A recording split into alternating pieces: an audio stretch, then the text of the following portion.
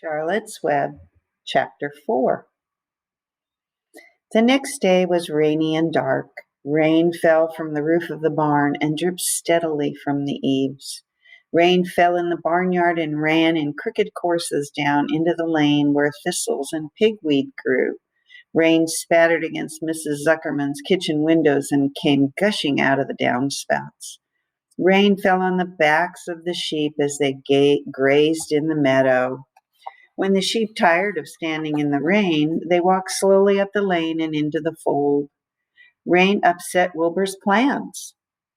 Wilbur had planned to go out this day and dig a new hole in his yard.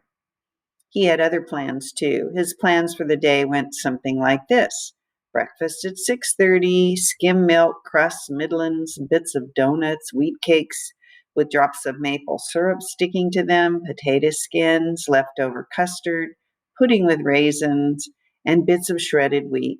Breakfast would be finished at 7. From 7 to 8, Wilbur planned to have a talk with Templeton, the rat that lived under his trough. Talking with Templeton was not the most interesting occupation in the world, but it was better than nothing. From 8 to 9, Wilbur planned to take a nap outdoors in the sun. From 9 to 11, he planned to dig a hole or trench and possibly find something good to eat buried in the dirt. From 11 to 12, he planned to stand still and watch flies on the boards, watch bees in the clover, and watch swallows in the air. 12 o'clock lunchtime, middlings, warm water, apple parings, meat gravy, carrot scrapings, meat scraps, stale hominy, and the wrapper off a package of cheese. Lunch would be over at 1. From 1 to 2, Wilbur planned to sleep. From 2 to 3, he planned to scratch itchy places by rubbing against the fence. From 3 to 4, he planned to stand perfectly still and think of what it was like to be alive and to wait for Fern. At 4 would come supper: skim milk, provender, leftover sandwich from Lurvy's lunchbox, prune skins, a morsel of this, a bit of that, fried potatoes, marmalade drippings, a little more of this, a little more of that, a piece of baked apple, a scrap of upside-down cake. Wilbur had gone to sleep thinking about these plans. He woke at 6 and saw the rain, and it seems as though he couldn't bear it. "I get everything all beautifully planned out, and it has to go and rain," he said. For a while he stood gloomily indoors. Then he walked to the door and looked out.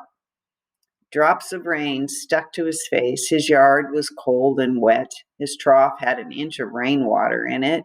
Templeton was nowhere to be seen. "Are you out there, Templeton?" called Wilbur. There was no answer. Suddenly Wilbur felt lonely and friendless. One day, just like another, he groaned. "I'm very young. I have no real friend here in the barn. It's going to rain all morning and all afternoon, and Fern won't come in such bad weather. Oh, honestly." And Wilbur was crying again for the second time in 2 days. At 6:30, Wilbur heard the banging of a pail. Lurvy was standing outside in the rain, stirring up breakfast. "Come on, pig," said Lurvy. Wilbur did not budge. Lurvy dumped the slop, scraped the pail, and walked away. He noticed that something was wrong with the pig. Wilbur didn't want food, he wanted love. He wanted a friend, someone who would play with him. He mentioned this to the goose, who was sitting quietly in the corner of the sheepfold. "Will you come over and play with me?" he asked. Sorry, said the goose. "I'm sitting on my eggs. 8 of them, got to keep them toasty, oasty warm. I have to stay right here. I'm no flibberty, gibberty, giblet. I do not play when there are eggs to hatch. I'm expecting goslings." "Well, I didn't think you were expecting a woodpecker," said Wilbur bitterly. Wilbur next tried one of the lambs. "Will you please come play with me?" he asked. "Certainly not," said the lamb. "In the first place, I cannot get into your pen, as I am not old enough to jump over the fence. In the second place, I'm not interested in pigs. Pigs mean less than nothing to me." "What do you mean, less than nothing?" replied Wilbur. "I don't think there is any such thing as less than nothing. Nothing is absolutely the limit of nothingness. It's the lowest you can go. It's the end of the line. How can something be less than nothing?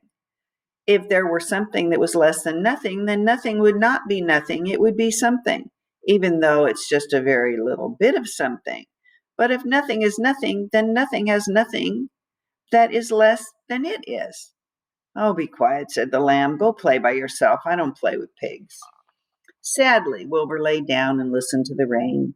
Soon he saw the rat climbing down a slanting board that he used as a stairway. Will you play with me, Templeton? Asked Wilbur. Play, said Templeton, twirling his whiskers. Play? I hardly know the meaning of the word. Well, said Wilbur, it means to have fun, to frolic, to run and skip and make merry. I never do those things if I can avoid them, replied the rat sourly. I prefer to spend my time eating, gnawing, spying, and hiding. I am a glutton, but not a merrymaker. Oops.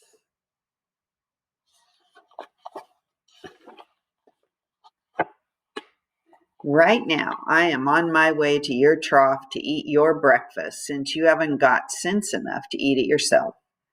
And Templeton the rat crept stealthily along the wall and disappeared into a private tunnel that he had dug between the door and the trough in Wilbur's yard. Templeton was a crafty rat, and he had things pretty much his own way. The tunnel was an example of his skill and cunning. The tunnel enabled him to get from the barn to his hiding place under the pig trough without coming out into the open.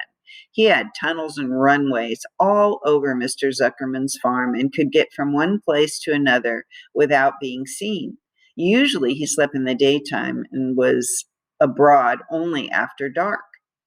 Wilbur watched him disappear into his tunnel. In a moment, he saw the rat's sharp nose poke out from underneath the wooden trough. Cautiously, Templeton pulled himself up over the edge of the trough. This was almost more than Wilbur could stand on this dreary, rainy day to see his breakfast being eaten by somebody else. He knew Templeton was getting soaked out there in the pouring rain, but even that didn't comfort him. Friendless, dejected, and hungry, he threw himself down in the manure and sobbed. Late that afternoon, Lurvy went to Mr. Zuckerman. I think there's something wrong with that pig of yours. He hasn't touched his food. Give him 2 spoonfuls of sulfur and a little molasses, said Mr. Zuckerman. Wilbur couldn't believe what was happening to him when Lurvy caught him and forced the medicine down his throat. This was certainly the worst day of his life. He didn't know whether he could end the awful loneliness anymore.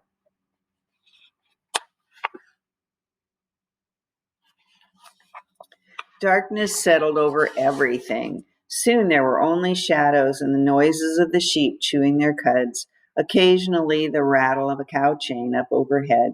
You can imagine Wilbur's surprise when out of the darkness came a small voice he had never heard before.